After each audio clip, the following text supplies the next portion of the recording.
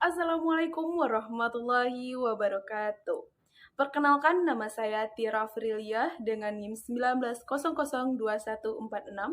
Saya berasal dari jurusan Administrasi Pendidikan Fakultas Ilmu Pendidikan Universitas Negeri Padang. Nah, pada kesempatan kali ini saya ingin mempraktekkan atau memperagakan keterampilan menjelaskan pada mata kuliah micro teaching. Oke, Ananda Ibu semuanya, selamat pagi Ananda Ibu. Oke, Ananda. Baiklah, pada pagi hari ini, alhamdulillah kita bertemu lagi kembali pada mata pelajaran manajemen layanan khusus. Oke, Nanda, sebelum Ibu menjelaskan atau melanjut pembelajaran pada pagi hari ini, terlebih dahulu Ibu ingin Nanda semua berdoa agar kita dimudahkan segala urusan oleh Allah Subhanahu wa Ta'ala. Oke, silahkan kepada Zikri untuk memimpin doa atau bacaan doa pada pagi hari ini. Ya udah, dipersilakan kepada Zikri. Oke, baik. Terima kasih Zikri telah memimpin doa kita bersama pada pagi hari ini. Oke, Nanda, sebelumnya kita telah membahas pelajaran yang lain, dan untuk kali ini materi kita itu tentang manajemen layanan khusus. Oke, Nanda semuanya, baiklah, pada kesempatan kali ini Ibu akan menjelaskan yaitu materi tentang manajemen layanan khusus. Nah, untuk itu Ibu terlebih dahulu ingin bertanya kepada Nanda, apakah Nanda ada yang tahu apa itu manajemen layanan khusus? Ya, baik, silakan kepada Fikri. Ya, benar sekali. Di sini Ibu ingin menyempurnakan. Manajemen layanan khusus itu merupakan suatu proses kegiatan pemberian layanan kebutuhan kepada peserta didik agar dapat menunjang kegiatan pembelajaran agar tujuan pendidikan itu dapat tercapai dengan efektif dan efisien. Nah, tujuan manajemen layanan khusus di sekolah diadakan supaya kita semua dapat atau mendapatkan layanan yang sangat baik sehingga segala sesuatu kebutuhan yang kita butuhkan itu terpenuhi. Contohnya saja, Nanda ingin mencari bahan atau referensi. Nah, Nanda pasti akan membutuhkan layanan perpustakaan. Mengapa layanan perpustakaan? Karena di perpustakaan semua sumber-sumber buku, pelajaran, apapun materi mungkin akan Anda dapatkan di sana. Oke, nah itu untuk secara lebih luas pengertian dari manajemen layanan khusus itu sendiri. Nah, selanjutnya Ibu akan menjelaskan yaitu tentang apa saja sih jenis-jenis dari manajemen layanan khusus itu sendiri. Nah, yang pertama yaitu ada layanan perpustakaan. Nah, perpustakaan merupakan salah satu unit yang memberikan layanan kepada peserta didik dengan maksud membantu atau menunjang proses pembelajaran di sekolah. Mereka melayani atau memberikan informasi-informasi seputar atau kayak terkait koleksi bahan pustaka.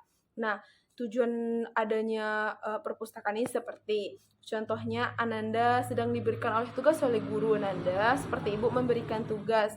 Nah, ternyata pada Ananda tidak tahu di manakah Ananda harus mendapatkan referensi atau materi yang terkait yang diberikan tugas. Nah, Anda harus pergi ke perpustakaan. Di sana akan ada seperti bahan-bahan pustaka. Nah, di sanalah fungsinya layanan perpustakaan memberikan informasi-informasi dan terkait apa kebutuhan yang Anda butuhkan selama Anda di sekolah.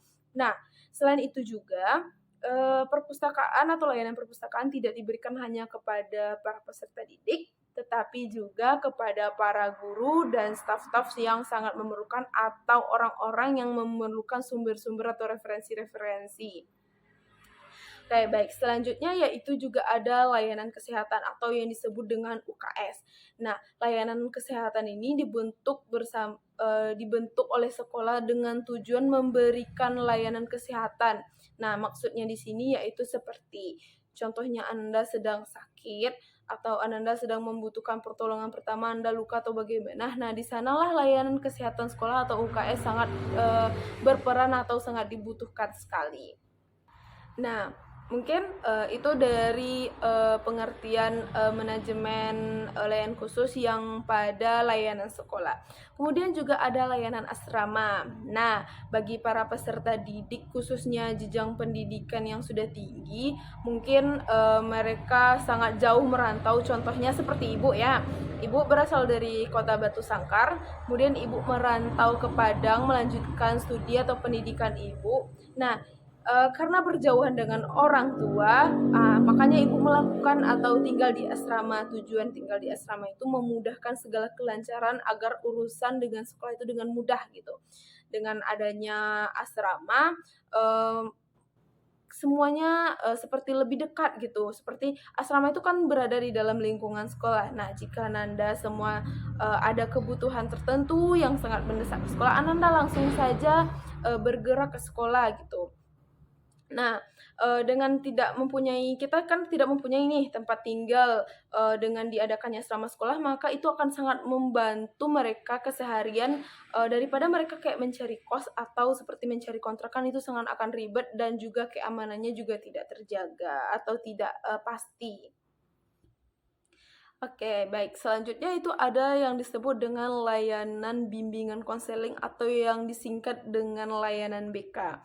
Nah, pada layanan BK ini, maksud dari, layanan BK ini itu memberikan, kepada siswa layanan atau, memperhatikan kemungkinan dan kenyataan tentang apa saja kesulitan yang dihadapi oleh siswa selama mereka berada di lingkungan sekolah.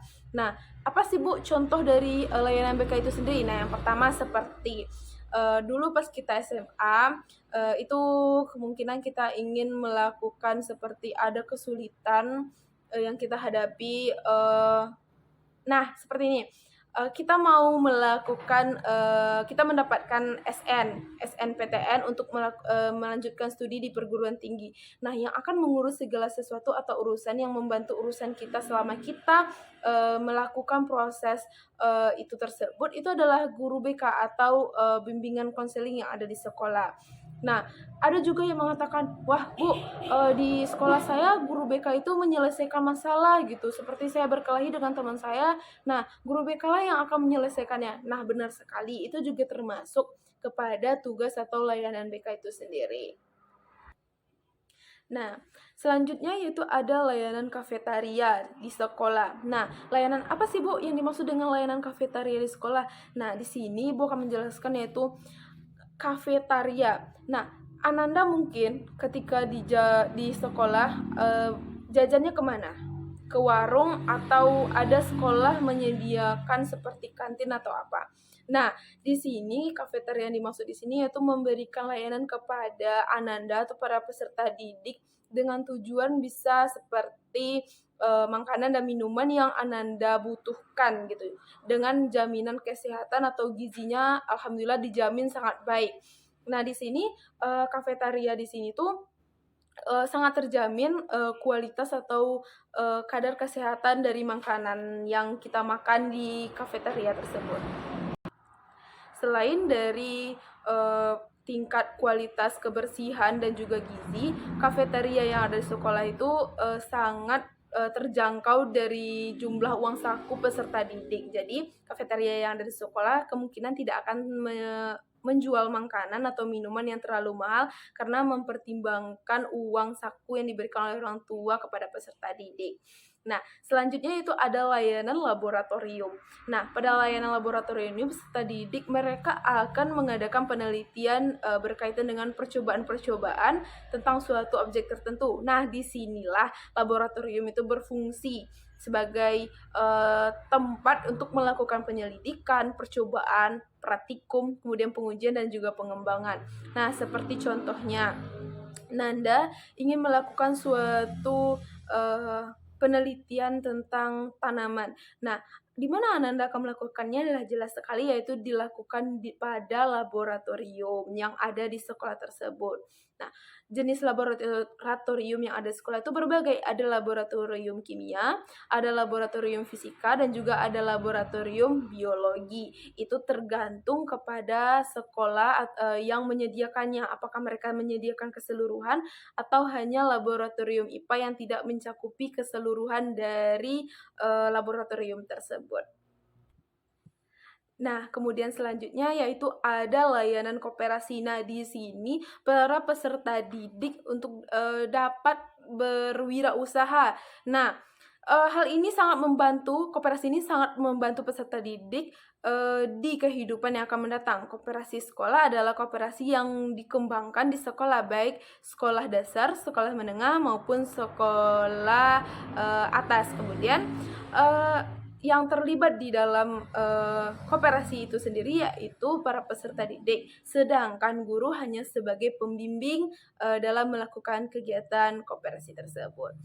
Oke, selanjutnya akan Ibu jelaskan yaitu tentang layanan keamanan.